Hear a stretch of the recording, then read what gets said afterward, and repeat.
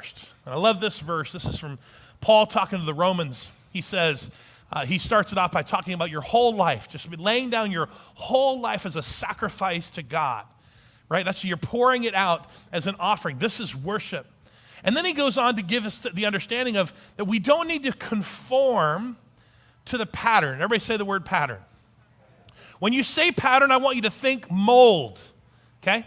He says, I don't want you to conform to a mold, a pattern of this world, but I want you to be what? Say the word.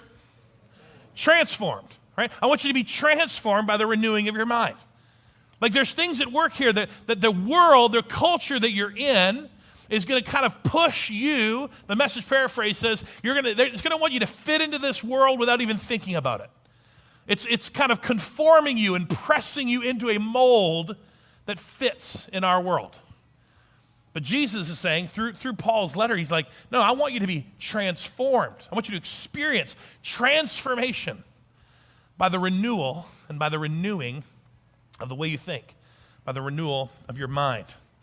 And so for us, we have to understand that that's what's at work here, because we are often molded into our lie-dentities, right? We're molded into what people say and what we think about ourselves and how people define us and we define us and how all these characteristics will start to play into this. We are molded, conforming into our identity, but we are transformed by our identity in Christ. And just to let you know, that's the bottom line. That's where we're headed today, okay? We are transformed when we understand what our identity in Christ means. We can have temporary significance in terms of even the identity that we have, in terms of what's at work currently. But in terms of receiving lasting purpose and being connected to what God's doing and to the big picture, we have to remember and experience that transformation that comes from our identity in Him.